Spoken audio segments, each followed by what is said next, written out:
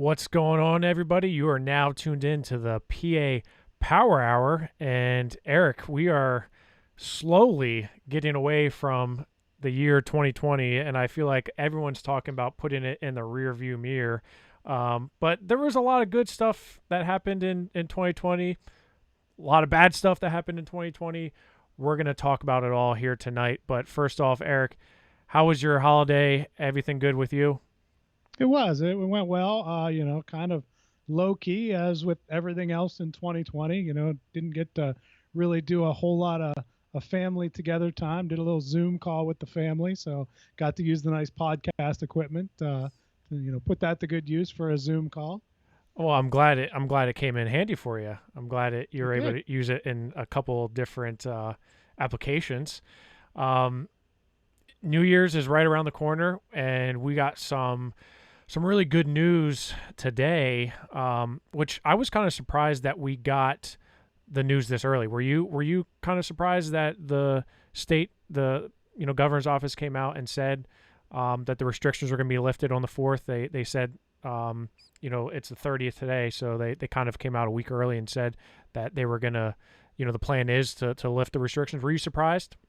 Not so much at the timing, just because it's this weird thing, where most people aren't even working from now until the 4th. So I think they wanted to do that while people are still possibly at their place of business today.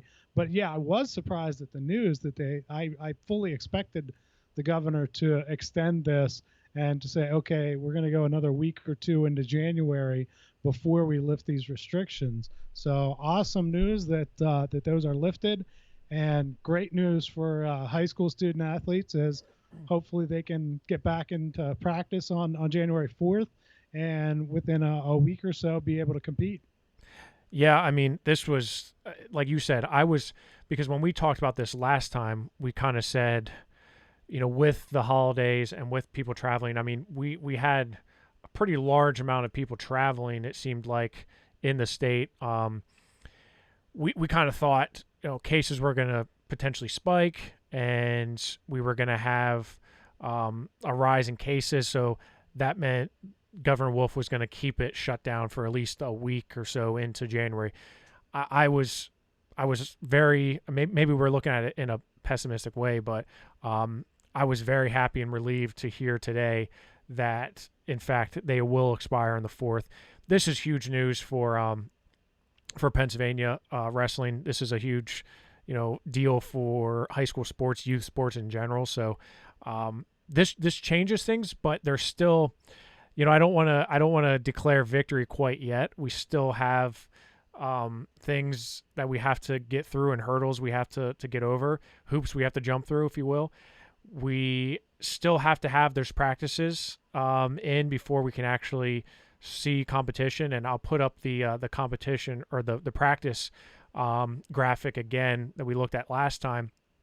If you didn't have any practices in before the shutdown, you need to have those ten practices in.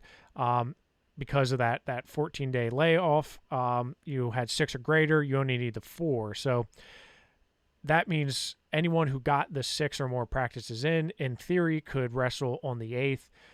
I'm hearing that probably we're not going to see a whole lot of wrestling until the week of the 11th, January 11th, that week through the 16th. I think that's probably when we'll see more competition. I don't know if we'll see any on the 8th, 9th, and 10th, unless it's kind of last minute type things.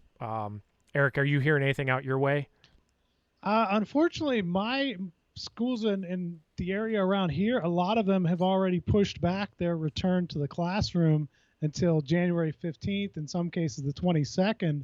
And most of those schools, my understanding is it's up to the individual schools as to whether or not you have extracurricular activities when you're doing virtual learning. But most of the ones around me have said, no, if you're not physically in school, we're not going to have sports. So most of the ones in my area, or I shouldn't say most, I know quite a few of the ones in my area have already pushed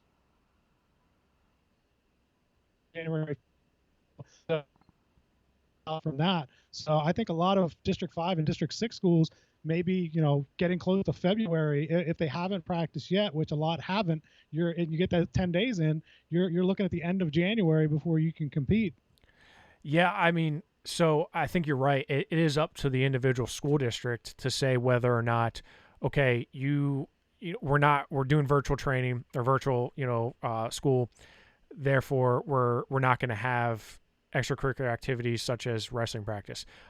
Other schools and school districts, I believe, are saying that yes, you can have practices even if we're still on remote learning. So I think it's a tough kind of conundrum we're in, because it's like we don't know who's eligible to wrestle, who's eligible to practice, who's eligible to actually compete, because like you said, if you're on virtual learning until the 22nd, and we're saying that's a hard line of January, and you're not doing any practices when you're remote, well, then that changes to now you can't even start competing till early February, which is why the PIAA decided to move back the team state tournament.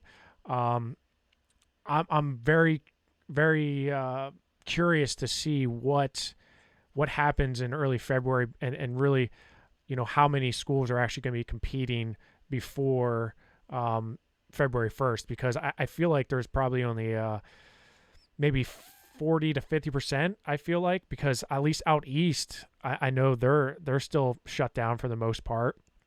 The District 11 schools, there were several school districts that said we're not having any practice until mid-January. So that there's going to be a lot of teams that are not going to be competing until February. So yes, this is great news here today from the governor's office to say, yes, we're going to lift those restrictions on the 4th, but we still have a lot of hurdles. It's not going to be, it's not, I said this to somebody earlier, I said, it's not like we're going to wake up the 5th and everything's going to be back to normal for wrestling. That's just not going to happen.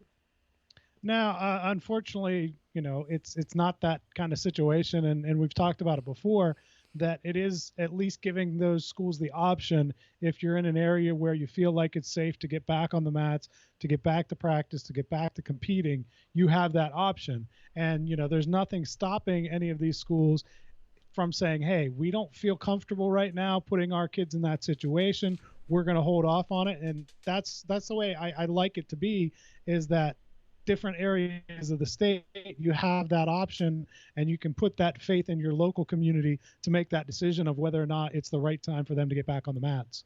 Yeah, and I mean that's a huge deal, because what's going on in the eastern part of the state versus what's going on in the middle part or western part of the state, it's going to be vastly different depending on the spread of COVID. So I get it.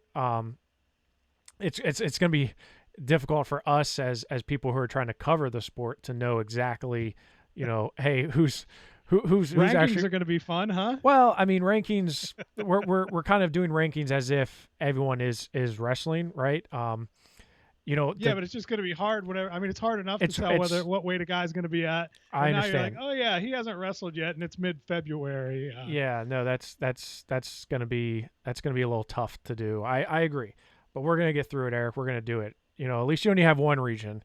That's true. Not 4 regions. I'm an idiot. I don't know why I do that.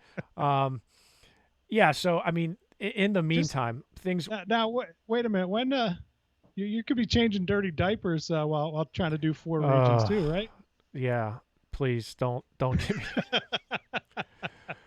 Yeah. The wife's due in February. When's the due date? February. End of February. Yeah, I'm in trouble. I've already.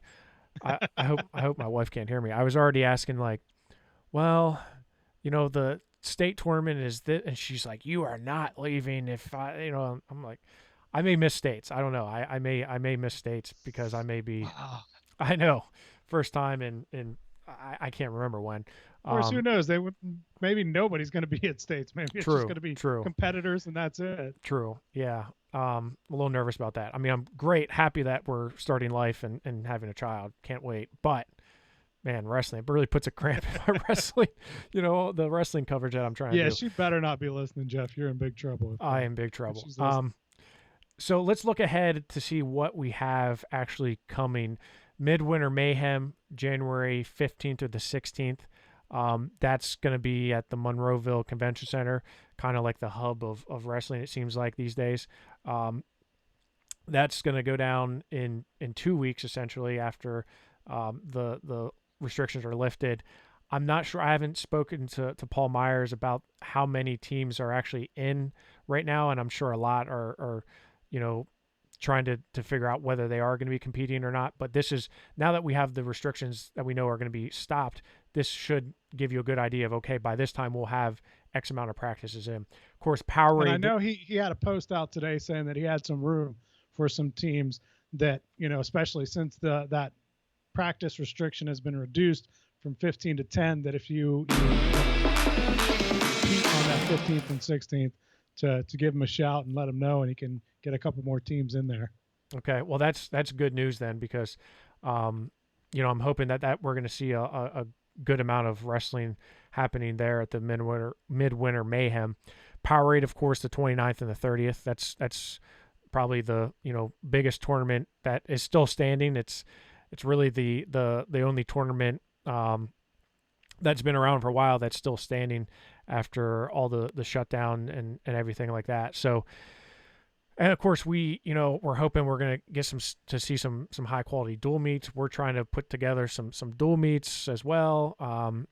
This is good news. I feel a lot more optimistic here today than I did a week or so ago in regards to having the season. But 2020 sucked, and we're going to recap a lot of 2020, Eric. But do you know of anything else happening early on? No, I have not talked to a whole lot of people, but I know I did reach out to ask about the Thomas tournament in Bedford, which is one that I've gone to every year, and they said at this point it doesn't look good for it.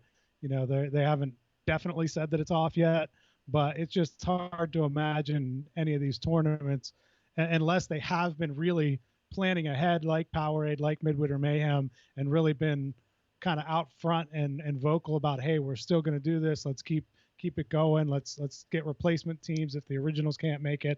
Unless you're doing that, it's hard for me to imagine pulling together a tournament, in a couple of weeks.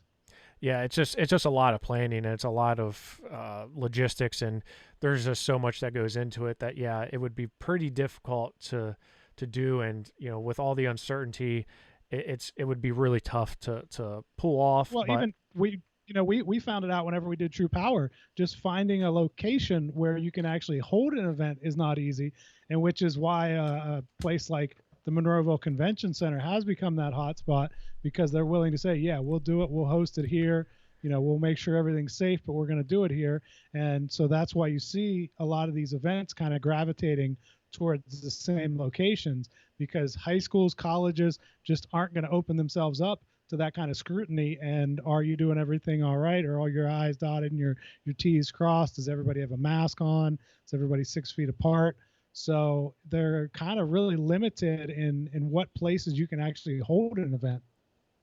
Yeah, I mean, in talking to a lot of people who've hosted tournaments and are hosting tournaments, that's been the biggest challenge, is finding a location that's suitable and within the parameters of COVID, right? So, and let's not forget, just because the restrictions are being lifted on the 4th doesn't mean the capacity limits are going to increase past what they were in December 11th when it was shut down, right? So we're still going to have restrictions in place on capacity limits, indoor limits. So we're still going to have the same challenges that we had before with trying to get fans, no fans, or multiple teams. So I mean, it's more than 10, but it's still based off of the capacity of the venue in which you're in. So it's not, again, there's still going to be a lot of people that are not going to be able to see wrestling in person just because of the fact that these restrictions are still in place, right? So there's a lot of uncertainty, but we're going to have wrestling in one way or another. We're going to have wrestling, which is great. So Eric, how about we go and we take a look at the year 2020? This is going to be interesting because we're going to talk about a lot of what could have been and what was, right? So the biggest thing that could have been that wasn't was NCAAs, right? We had so many storylines that we were going to be following. Spencer going for his third. Vincenzo Joseph, can he get Now, can he get revenge? Michael Kemmer and Mark Hall. There was just so many storylines. Luke Pletcher, Penn Nick State Lee, trying to Penn avenge the State, dual meet loss to Iowa, trying to right? win another title. There was just so much that went into that NCAAs, and luckily we did get Big Tens in, which was a great tournament. We saw a lot of Pennsylvania wrestlers do really well, but that whole 133-pound bracket was just insane. Yeah, there was a lot that we missed, and probably the thing that I was most excited for, Eric, and I know you and I talked a lot about this, was where it was going to be held at, right? In Minnesota. It was going to be held where the Vikings play football, in a first time ever in a large professional football stadium, indoor. I would have loved to see that. I know a lot of people had their gripes. This would have been the litmus test for it. I wasn't a huge fan of it because I just thought that it was going to be really difficult. I mean, I know I've been at the top of some of the venues that they've held it in, hockey arenas, basketball arenas, and it's still really hard to see that far away. I can't imagine being in a football stadium and trying to watch two guys on a wrestling mat, how many 100 yards away, trying to see that. But, it would have been great to see. It would have been great for wrestling, and that the numbers would have been spectacular. But then we would have been able to see, okay, what did fans think? Did they like it? Is this good? Is this the direction we want to go moving forward? Or do we want to kind of stay with those same, St. Louis, Iowa, arenas that hold 15 to 20,000 and kind of stay at that place where the ticket's in demand, instead of trying to sell 40 or 50,000 and maybe the experience not being quite as good for the fans. Yeah, and I liked what you used, the litmus test, because that's really what it was. This was gonna answer a lot of questions, and we still have all those questions about number one, can we fill up a stadium? Can we get people in there? Is it actually nice for somebody to come and attend? And like you said, I've been up in the nosebleed sections before, and it's not fun watching ants roll around on a mat because you can't see them, right? I mean, I've looked at through more binocular lenses at NCAAs than any other time in my life, and it's not enjoyable. I rather watch it at home. So yeah, it would have been a good test to figure out whether this is something we should be looking to do in the future or not. So that was a huge loss. We saw a lot of wrestlers that just weren't able to finish their careers. That was really, really sad to see. Luke Pletcher, man, I think he handled it better than I did. Yeah, I'm still bummed for Luke. That sucked. Yeah, and Luke, like a day after, Luke was like, "Oh, yeah, it sucks," but it was crazy. But Brock Zackrell, he was really, I think he was pretty vocal and pretty. We had him on the show. Dyson did a couple times, and he was making the most out of it. So you love to see that from guys that we really respect. But also and this kind of goes under the radar a little bit. The Olympic trials, right? They were supposed to be in State College. About. Yeah, we were all obviously pretty excited about going right from NCAAs to State College was going to be hosting the Olympic trials, and they're still going to be held in State College, but they're not going to be happening in the year we thought they were. And of course, there was plenty of Pennsylvania intrigue for that. There still is, but yeah, that was going to be a nice little cherry on top for the season, right? It was supposed to be, at least. Yeah, I got my my nice little Evan Henderson shirt on here, repping the PA guy, Olympic hopeful. Going to be a tough road for him, but hey, he's got that shot at least. Hopefully we stay on track this year and can get those trials in. And that I was really looking forward to that. Like I said, I was at the Olympic trials one other time whenever I was still in high school, just got to go to it as a fan. It was in Pittsburgh in, I think, 92. And so that was pretty cool to check that out. But I was really, really looking forward to this, the opportunity to cover it as a member of the media and just see how things have progressed from that little venue at the Palumbo Center in 1992 and, kind of sparsely attended to the atmosphere that I'm sure there would have been in State College for that. Yeah, and I'm still obviously excited about that. But yeah, it would have been a lot cooler rolling into 2020 after NCAA's to the Olympic team qualifier. So what else we missed? Fargo, right? We missed Fargo. That was basically the biggest summer wrestling freestyle. All the freestyle season was lost. Freestyle Greco, and that was big for the kids because I mean, how many kids do you talk to nowadays? They're like, yeah, we know that folk style is what everybody looks at, what you do, but we just love wrestling freestyle so much, and it's so much fun that I think that a lot of those kids really missed out on that and are really upset that they didn't get to have that international style season.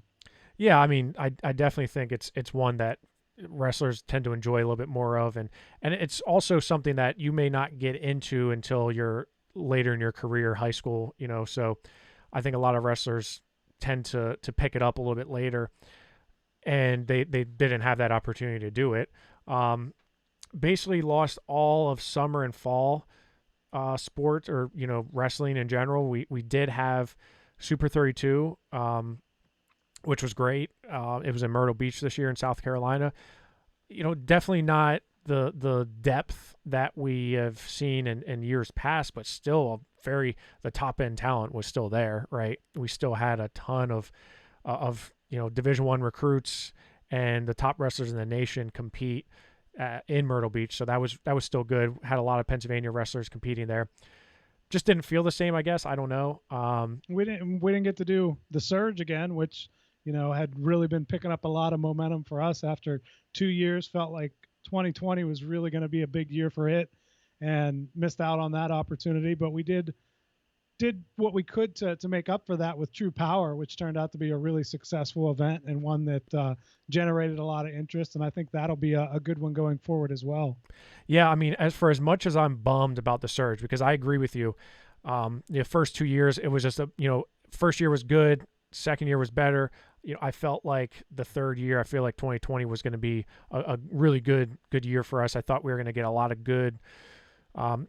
wrestlers and a lot of good wrestlers, and not that we're looking for the best, but I thought we were going to continue to have that quality competition, because that's what we're looking for. We're looking for that quality competition. We're looking for guys to make a name for themselves. We're looking to expand it to other, outside of potentially high school. So it really hurt not having that. But I couldn't handle that headache. I mean, that wasn't, we weren't about to try to do that. But True Power, that was born out of that. So for as much as not having the Surge was disappointing, True Power was born out of that, and True Power was awesome. I mean, it was one of the best atmospheres I've been in as trying to put on an event and organize an event.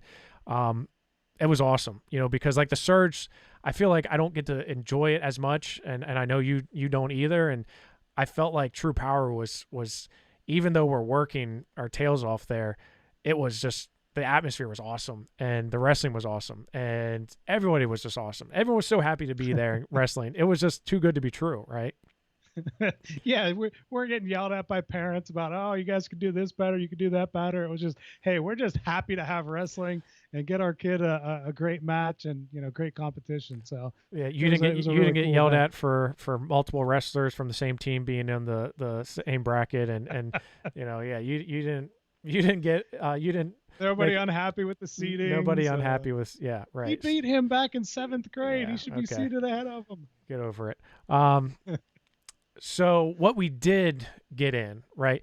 And, the more I think about, and I think we take this for granted, is that we got a state tournament in, right? Because a lot of states, including our neighbors over in Ohio, did not have a state tournament.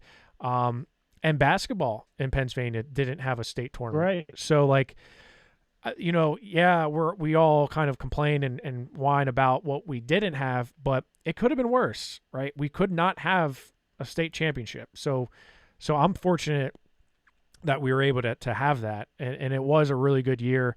Obviously a lot of good wrestling in Pennsylvania throughout, the time in Hershey. We got a team tournament in. We got to see some budding rivalries, but we also got to see some new blood on the scene, if you will. Notre Dame Green Pond in Dubway specifically. they won the individual team title, and Reynolds won their fourth state title in a row, in dual tournament in a row. Nazareth won a title. Becca won the individual tournament team title. So we got to see a lot of really good wrestling in Hershey, which, you know, we kind of take it for granted back then, but now it's just like, man, I would do anything to go back to that. Well, and you're right that we were so fortunate. If you look back on it, we basically squeezed it in a week later and might not have had that opportunity. Obviously, the elementary school kids didn't get to do theirs. The PJW didn't make it. NCAAs, none of them got to do it. So really fortunate, as you said, that we were able to kind of squeeze that in right before the restrictions got really difficult to do anything with, and lost all those other events. So yes, very happy that we were able to get the PIAA tournament in before any of that happened. You know, I can still remember, and for our media friends out there, you'll like this, because we were so at the Giant Center, the media were there for, you know, like 16 hours a day, and they feed us like ham and, you know, bologna sandwiches and some soup, you know, at the Giant Center. It's all good. I mean, I'm thankful, but we're back. Still better than going to the concession. Yes, it is. It's better than paying $55 for a hot dog and fries. But we're back in the room where we would eat, and I remember just glancing up at the TV and seeing ESPN on, and LeBron James was being interviewed, and they were like, you know, what do you feel about potentially playing basketball in front of without fans? And he just looked. He was like, I ain't doing that. Like, that's not happening. Like, he said, he was like, I do it for the fans. I'm not gonna play basketball without fans. And like, now it's like, you know, fast forward to now, I'm just thinking like, my gosh, like that was the start, you know, like that was really, and you know, I can remember, Eric, when we flew down to the Iowa dual meet with Penn State, my flight was out of Detroit, and I remember in Detroit, there was like a ton of people with masks on, and like more so, you know, because you see the occasional one in the airport, but there was like significantly a good amount of people in Detroit airport with masks on. I'm like, oh, this is weird. It's just I don't know. It's kind of like reminiscing back, and you know, imagine like what we would have thought then if we knew, you know, what happened just a few weeks down the road. Right. And now, you know, I'm to the point where I'm watching a movie or something, and I'm like, they're not wearing masks. You know, they're within 6 feet of each other. They can't do that. Like, you know, the world has changed so much in 9 months that it's just crazy to realize, you know, how good we had it before, and, you know, how much we're looking forward to someday getting back to quote unquote normal. Yeah. So, some other things that happened in 2020, of course, on the Pennsylvania landscape, we changed our weight classes from 14 to 13, right? That was just think, without COVID, this would have been the thing that we've been talking about for all summer, months and months and months. And it really gets buried right now. You know, you don't hear anyone. I mean, of course, people are complaining. You don't hear anyone complaining about the 14 to 13 weight classes anymore, because we're like, it's not a hot topic at all. We'll take anything, please. We'll give us 8. Do something, you know, like. It's so, you know, the perspective, you know, is so different, right, from then to now. And but it's, again, we are going to eventually have to talk about this, because, you know, Pennsylvania is the only state, or not the only state, but we are one of the few states in the country that's not following the National Federation of High Schools weight classes. So, you know, it causes issues for, like, even between like prep and public schools, right? If we're going to have a duel with Wyoming Seminary, what set of weight classes are we going to be following, the 13 or 14? Or what about the Pittsburgh Wrestling Classic? You know, we don't have a 195-pound weight class, so can we still do that? Are we still going to do it? It's just, there's a lot of, it hasn't hit us yet, but there's going to be a lot of questions to be answered when it comes to competing with people out of state. There are a lot of questions. And Jeff, I'm getting questions on Twitter. What happened to the beard? I went back to work. Okay. um, so yeah, I went back. I went back to work. That's why I had to shave. I Okay. can't. You can't. Do You you have can't to shave? You can't have a for beard. for work. No, we can't have any facial hair. I could have a mustache. You know, we have standards in the Pittsburgh Police. Okay. Okay. All right. Just That's cool. Rob yes. Walco needs to know, man. He's I very, I very know he was. adamant about what happened to the beard. I if you know I hate shaving, but I've been. It was that was the longest. That was the longest I've not been at work since before I was a police officer. So, you know, it was COVID that made me have a beard, and I enjoyed not shaving. I don't like shaving, but yeah, I went back to work, Rob. So that's why the beard is gone. The OJR shirt is also a hot topic. Yeah. You're repping the O and Well, J Roberts. I am repping OJR, and really the reason why I'm repping it is because Joe Youngblood we have a group chat, and Joe Youngblood was just, I mean, I'm not going to point names, but someone with the initials RW really really tore into Joe, a low ball comment. And you know, I Joe's a hardworking man. I love Joe, so I'm repping OJR for my boy Joe Youngblood. That's why I'm doing that, Eric. All right, we got off topic a little bit there. We did. Yeah. So The other big thing that happened in 2020 was we didn't have much live wrestling going on at this point. So the Willie trials were the biggest thing going in the sport for a little while. yeah, and you know, so again, looking back, so that same time we're in Hershey, covering the state tournament. You know, I'm watching LeBron James and you know him talk about not playing basketball in front of fans.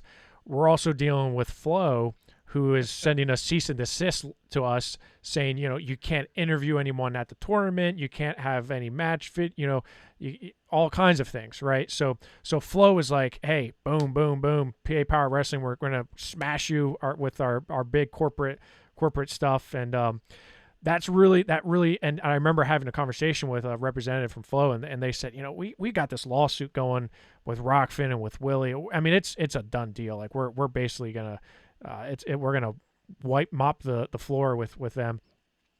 And I'm just thinking like, oh my gosh, like, and you know, the avalanche of things that happens, you know, afterwards with the Willie trials. I don't think anyone could have predicted how much, you know, the Willie trials really took. Yeah, own. it really did. It made Stalemates a household name in the wrestling community.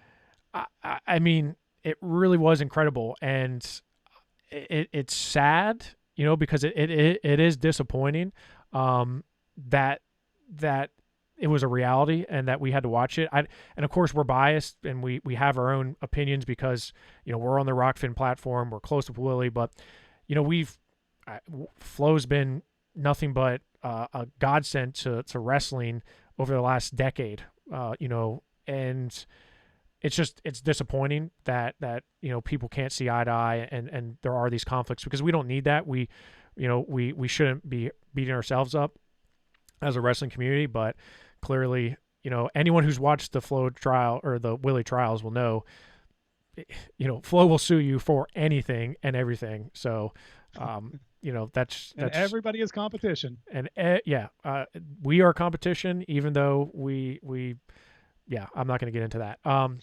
So the Willie trials it kept us amused, it kept us entertained while we were missing wrestling. And you know, the other thing that we gained out of all this was, you know, these cards that we saw with RTCs. You know, Rockfin started really pushing out some of these events with Nittany Lion Wrestling Club, or should I say the Nit Nanny Lions, and there's the wrestling fan is continuing to win. You know, competition breeds better content for the wrestling fans. So as much as I hate the conflict between Flo and Rockfin, it's still like it's making Flo do things. It's making the creators on Rockfin do things. And the fans are winning. The wrestling fans are winning. So there were a lot of positives that came out of not having wrestling, such as the RTCs and these kind of back alley events that are going on. Well, and I think that's going to be something that has a real long-term impact on the wrestling world. hopefully we get back to the point where the PIAA tournament happens without a hitch, the NCAA tournament happens without a hitch. All these things go back to normal, but the RTCs have now found a new audience and a new revenue stream that they can use and help get their guys paid, help get them competition, bring more events to the wrestling community. And I think that's going to be the one real positive for wrestling that comes out of the whole COVID situation, is the ingenuity of coming up with these ideas and the way it's really taken off now, that this is something I think is going to be around for a while. It's not going to go away when we're back to normal. Yeah, I agree. I think this is here for the long term, right? These are things that we've seen the benefits from, and they aren't going to go away. I agree with you. So those are some positive things that have come out of the COVID situation. Really 2020, see you later. Yeah, we're looking for positives where we can find it. We're digging of them in 2020. Right. We were digging pretty deep. But we are starting 2021 with on a good note with the PIAA, or with the state saying that we can start having some type of a season. I'm very apprehensive. I'm not apprehensive. I'm kind of looking forward to, but yet also apprehensive about the conversations the PIAA is going to have on January 6th. So the PIAA meets on January 6th to go over winter sports. I'm nervous, but yet maybe we should be a little bit more optimistic about what's going to come out of that. Yeah. The other thing that I'm optimistic about 2021 is the girls wrestling movement in Pennsylvania. I think that the sanctioned PA movement really took some nice strides in 2020. And if not for COVID, I think we'd be much farther ahead where we are now. We're getting programs that are starting. We need to get to 100. We're not there yet, but I think once we get schools back on campus and back going, you'll see that number continue to grow. We're doing what we can within the girls wrestling community. Lily Scherer is going to have a Girl Power podcast that we're really excited about. And so I think there are definitely some positive signs there for what's happening with girls wrestling in Pennsylvania. Yeah, and I saw Governor Mifflin, who is one of the teams in Pennsylvania sanctioned, to have a girls wrestling team. I saw an image, a photo of their girls team, and it was so cool to see that, right? And to see like a roster of girls that are competing on the first ever Governor Mifflin girls wrestling team. That's so cool. It gives you hope, right? It gives you a sense of, hey, we're making progress on this, and I think we're going to see a lot of movement in that in 2021, Eric. So we're going to go to a quick commercial break, 30 seconds. We'll be right back. You're going to hear from Nick Fuller from the Tactful Mind, and then we're going to come back and we're going to talk a little bit about those that we lost in 2020 and kind of remembering them. So we'll be back in 30 seconds. This is the Tactical Mind, and I work with athletes in the field of sports psychology as a cognitive performance coach. Within 5 minutes of talking to a parent, they make the connection right away that this would be great for my kid to have when they're in college, when they're just going through the ups and downs of high school. Who wouldn't benefit from having more self-awareness? Who wouldn't benefit from having the ability to self-regulate our emotions and our counterproductive thoughts? Who wouldn't benefit from having more optimism, not just on the field, but in life? And again, you can visit the tactfulmindllc.com and use the promo code POWER to receive 50% off your initial consultation with Nick Fuller over at the Tactful Mind. And we say it a lot, but this is something all high-level athletes are doing, right? Getting their mind and their bodies ready for competition. So if you haven't already jumped on it, you should probably go ahead and do that. Get ready for the season. Eric, unfortunately, we had a lot of loss in 2020, and not just in the wrestling community, but in general overall due to COVID and a whole lot of other things, vehicle accidents, just health issues. It's I don't know, maybe it's just the year in general, but it just seemed like more so this year than in years past. I don't know. most recently we lost Mikey Rashado, and that was a tough one. Christmas Day, Rashado is a 3-time state champion for Penn Argyl on in District 11, was a 2-time national qualifier at Pitt, ACC champion. I'm pretty close with a couple of his former teammates. And the one thing I kept on hearing consistently was, Mikey always lit up a room wherever he went. He always brought a smile to your face, and he did everything to the fullest extent. There was no halfway or 50% with him. It was all 100%. And you saw that on the mat, right? You saw the way he wrestled. I can still remember him wrestling Josh Kindig. There were so many matches where you're just like, man, did he just do that? His match at the Dapper Dan, he had so many, matches where you're just like, how did he do that? And you're just like, he knew how to get the crowd into it. And like I said, I think his energy off the mat was what a lot of people, really were attracted to, just because he always was able to bring a smile to your face. So that was certainly a really tough one, Eric, especially around the holidays. Yeah, I didn't get the chance to know Mikey at all, but from everything that I've read about him, all the comments from former teammates and coaches and the like, it sounds like he was really a really cool person, as you said, just kind of energized everyone and really brought a presence to wherever he was. So yeah, definitely a big loss there for the wrestling community. I know that one is still really painful for a lot of people right now. They're still feeling the effects of that, of just losing him, as you said, on Christmas Day.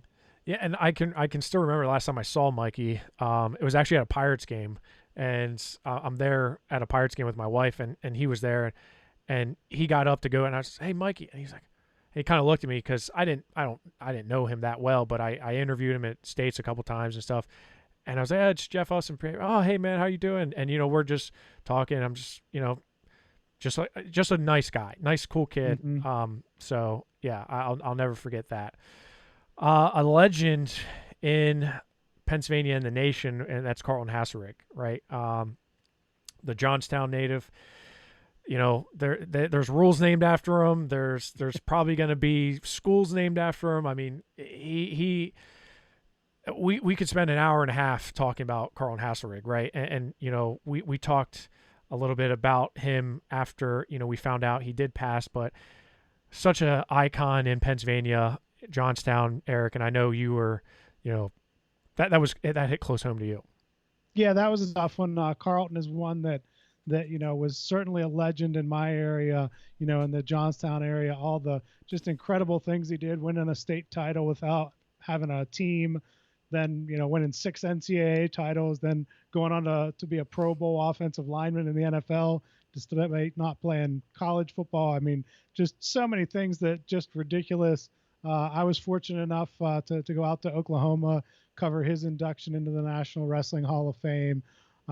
Just a void that is definitely still being felt. I think it was back in July that he passed away, but that's one that still stings in the local area here, because apart from all his accomplishments, he also did a lot for the community of Johnstown.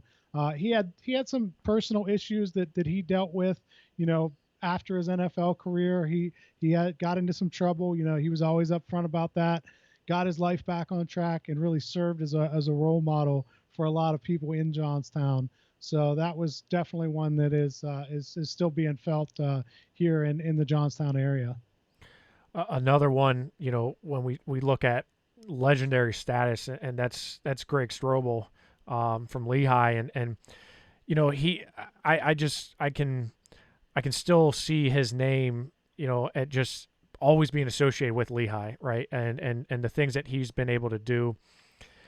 The amount of tributes that I saw on social media after a news, came out that he had passed away, every single person had something great to say about Greg Strobe and the impact that he's had on the wrestling community. He's a National Wrestling Hall of Fame member, former Lehigh wrestling coach, just just an overall just great guy, and not someone that you and I knew, but somebody who we know has had a very strong impact on wrestling, specifically in the Lehigh Valley area, which we know is just such a hotbed of wrestling.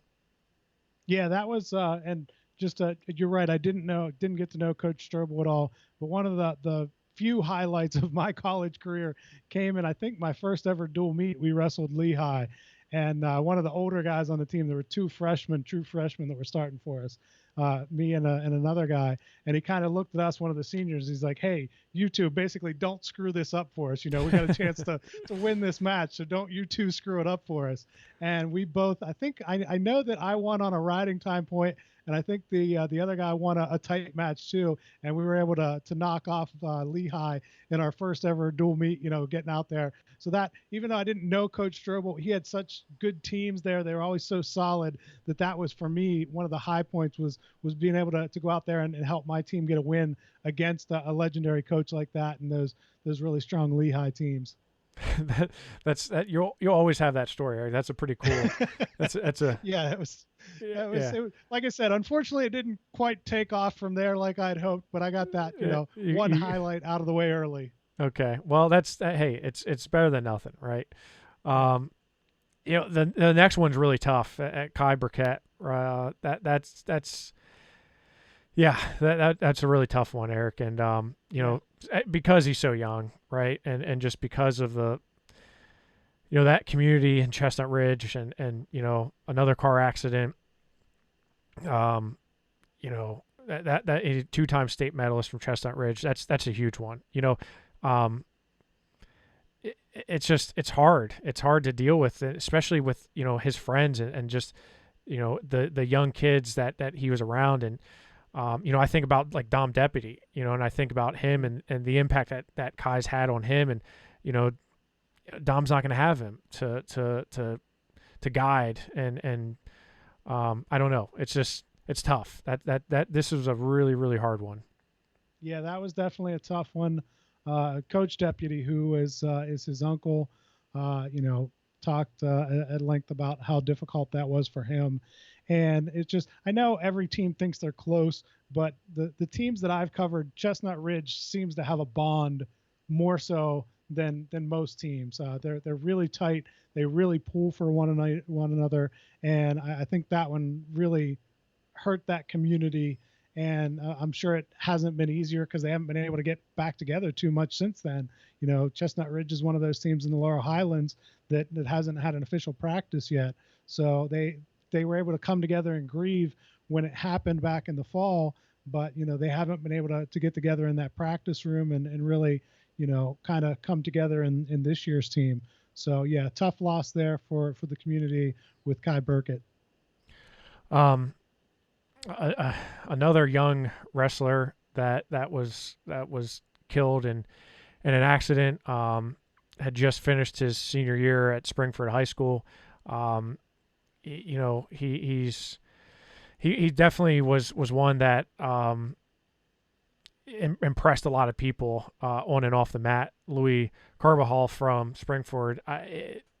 This one was a tough one for a lot of people, just because it happened right after the state tournament, before he was getting ready to go to college. But it also included some other folks that were involved in wrestling, and it's crushed more than just one life, and it's I don't want to go into necessarily the fallout, but I mean it's just, it has the potential to have destroyed multiple lives with right. What happened. Right. Yeah. Louis was, Louis is a guy who I think everyone in the Springford wrestling community, District 1 wrestling community, and, I can still remember, we give out the state medal shirts, and he messaged me. He was like, "Man, I'm, thank you so much for giving me this. I've always wanted to earn this. I've always, was really excited about getting one." And, he was very thankful, and I really appreciate that, because you'd be surprised at how many, people take that for granted. So, that was a tough one out of District 1. Tyler Chesney, he was a District 5 champ out of Northern Bedford, Eric, and he was young. He Yeah, wrestled he's at Pitt 29. Johnstown. Yeah, just died about a month ago, I believe it was. And that was another one, from my area that hit kind of hard when I first heard about it. I know I didn't really know Tyler too well. I interviewed him after he won his district 4th district title, which even though the newspaper that I worked for didn't cover Northern Bedford, that was a big enough deal. It was pretty rare to have a 4-time district champ. So I did do a little story on him there. And then he wrestled at Pitt Johnstown as well.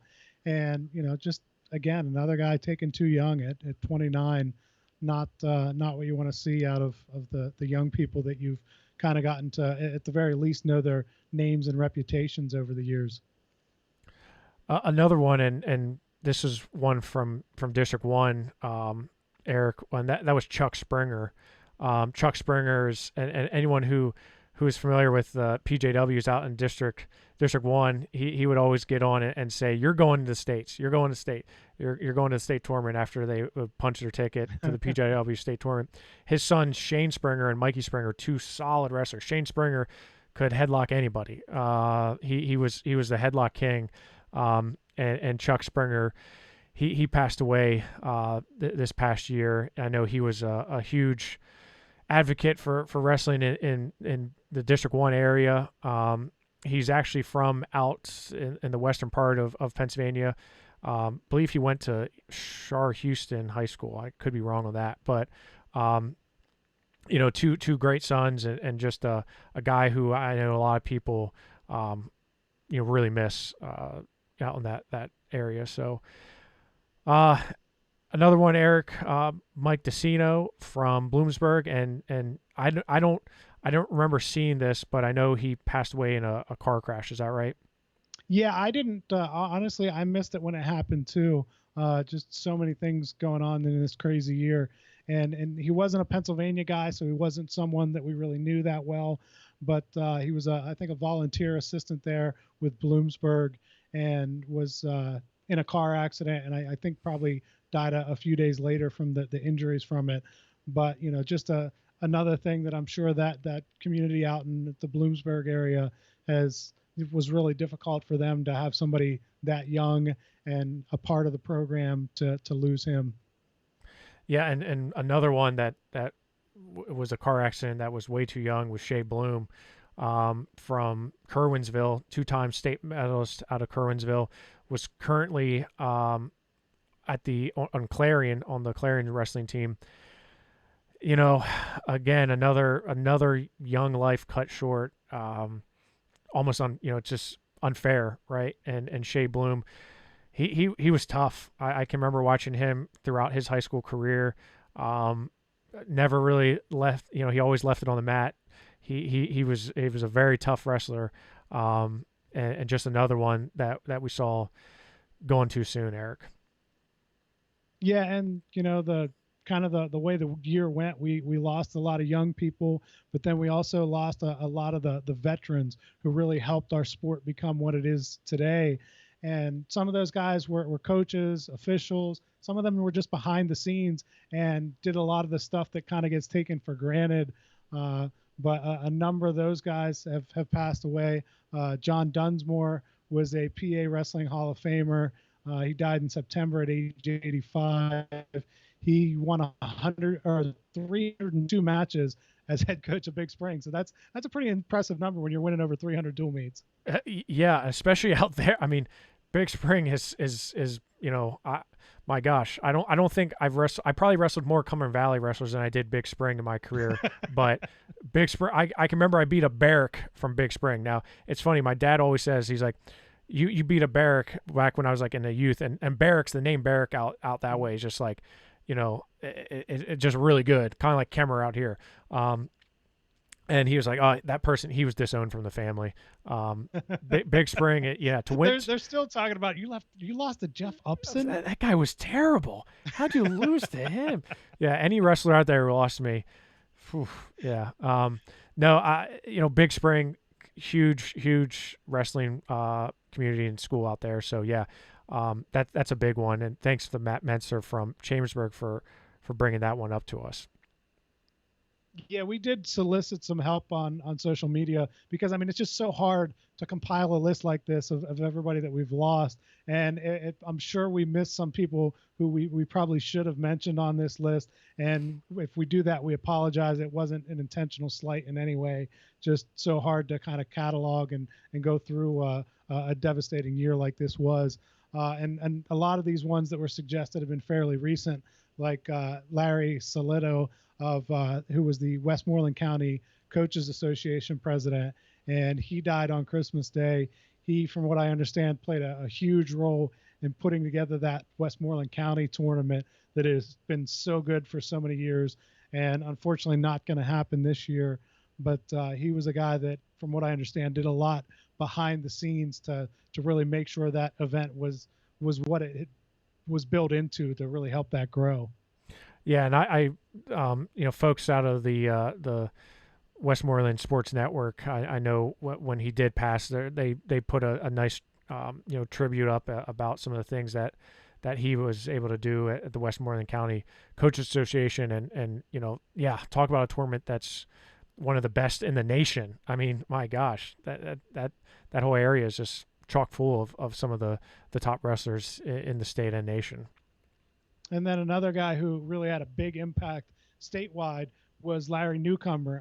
Again, a name that I'll admit I didn't know, but from looking at what he's been able to accomplish and what he's done, he had a huge impact on the state as he spent 50 years with the PJW, including 20 as state chairman. And I think we all recognize how important the PJW is in building Pennsylvania into what it is as far as wrestling goes, and having that really solid foundation with that youth group and that youth tournament that everyone aspires to win. And in a lot of cases, it's tougher to win that PJW title than it is to win a PIAA title, because you only got one class and you're not separating preps and publics and all that stuff. So to do what he did with the PJW and help it grow, that was something that was really important. Also, Tom Canavan. I don't know if you remember the name Tom Canavan. I never actually met Tom, but I always remembered the name. Whenever I wrestled back in the day in freestyle, you had to get a card, a USA Wrestling card, in order to go to your local qualifier and get to the state tournament and all that. And it was always signed by Tom Canavan. He was from the Erie area and served as the Pennsylvania state chairman for USA Wrestling. And he was 92 years old, but really did a lot for wrestling, both statewide and in that Erie area.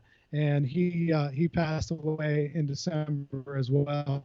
So, just some guys that have really had a huge impact statewide, even though many of the wrestlers probably never knew these names. These guys did the work that allows those wrestlers to go out and do what they love to do. So a big loss from that respect, and guys like Tom Canavan and Larry Newcomer and these guys. Yeah, I mean, Larry Newcomer's a name that, I mean, I feel like I've known for a very long time, and just his involvement with PJW. And Tom Elling was kind of giving updates on him on his page about his status, and I know that was a very tough loss for the wrestling community. Tom Canavan, and it's funny that you said about the signing of the cards, because we all have that person where you're like you remember that name from the youth, and that's something that I think you'll probably always remember, right? Is his name? Yeah, I never with met the guy, but I just remember seeing that all the time. Right. He was always Tom Canavan. We'd have to, it was back before Venmo and all that. So like my parents would like write out a check and send it to Tom Canavan somewhere in Erie or something to get me a USA Wrestling card. That was before Mac machines, Eric. That was a long time ago, right? It might have been before paper money. They might have actually been, like giving them pieces of gold for the card. Right. But another one that I didn't even realize until we put this out there today, Doc Livingston, who is a guy who's been with the dairy program. Man, according to the tweet, he actually founded the dairy wrestling program, which I did not know. But I've gotten to know Doc a little bit over the years because I've covered some dairy kids for the Latrobe Bulletin newspaper going back all the way to Gulabon and Travis Schaefer and those guys. And Doc was the most organized guy. He had every stat, knew everything. And that's just, I feel really bad for the dairy community because I know how important he was. I mean, you say statistician and you think, oh, well, that's not that big of a deal. But what he meant to that community, and I know Mike Wynell, I talked to him, the coach, and I'd ask him something. He'd be like, go ask Doc. He's got all that stuff. Like, he knows everything about dairy wrestling. He knows he could tell you how many years in a row Dairy's had a state qualifier, how many years in a row they had a state medalist. Like, he had everything. I mean, anything you wanted to know about dairy wrestling, Doc Livingston knew it and was more than happy to share it with you. So big loss there. That's awesome to hear. I mean, I can kind of remember Coach Wynell saying, like, go see Doc, and I feel like every school has someone kind of similar, right? And it's so cool to, and like you said, they're behind the scenes, right? They're not necessarily on the first people you recognize, but they have such a wealth of knowledge, and it's so cool to have people like that involved in programs, especially with the deep tradition, right, of a lot of the programs in Pennsylvania. So that's pretty cool to hear that he was so involved in dairy wrestling, Eric. He was. And like I said, I mean, he knew all this stuff, and he had notebooks full of stuff that he kept, for years and years and years, that he knew everything about dairy wrestling.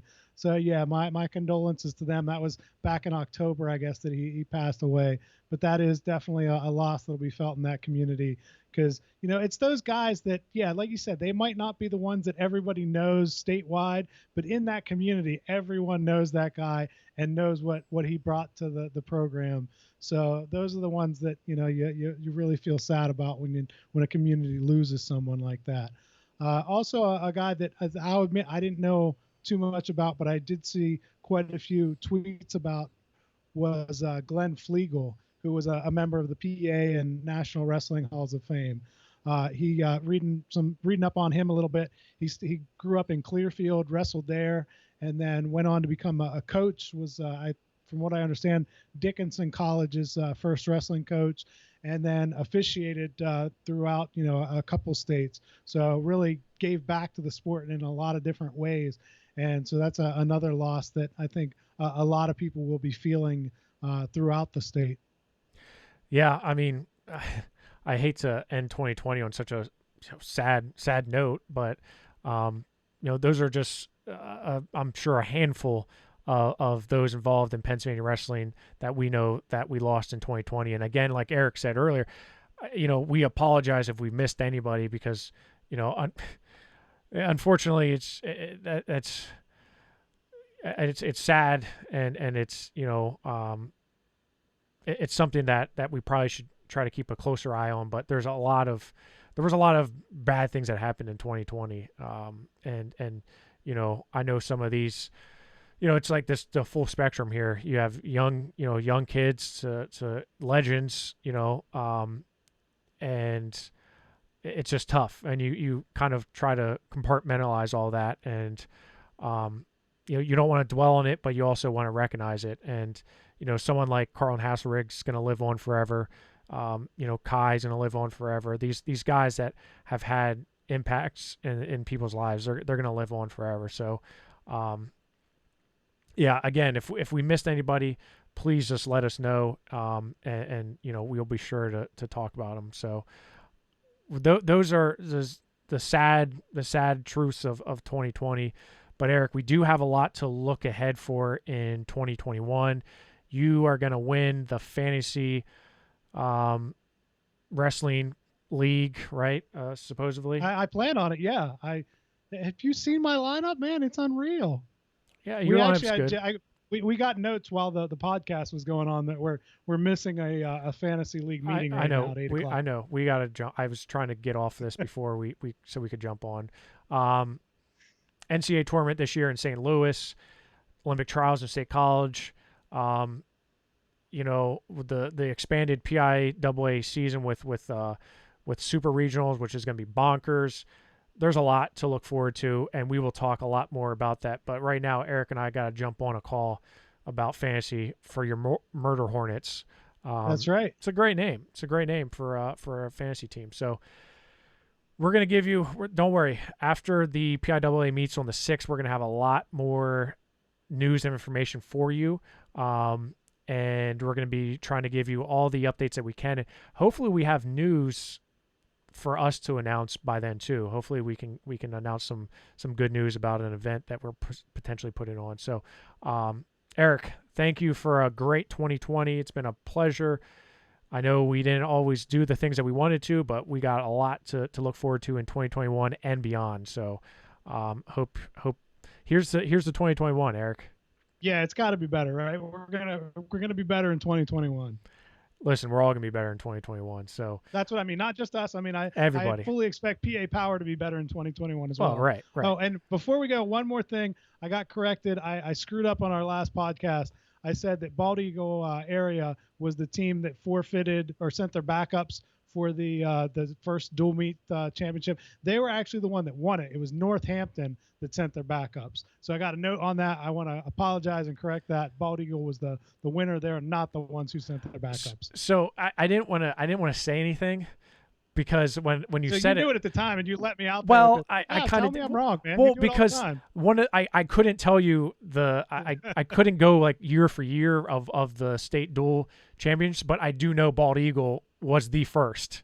So it's like when you said they sent the backups, I'm like, but I just let it happen. Me. Sorry, bro. Yeah, I got the note and I wanted to put that out there. I don't mean to spread false information. So you're fake news. You're fake news, and Bald Eagle areas, they're gonna come down on you and they're gonna come get you. So they should. I was wrong. I'm more than willing to correct that. All right. Well, Eric, we got to jump on a call about fantasy, figure out how you're gonna win. But until next time, keep it classy, wrestling fans. Keep it classy.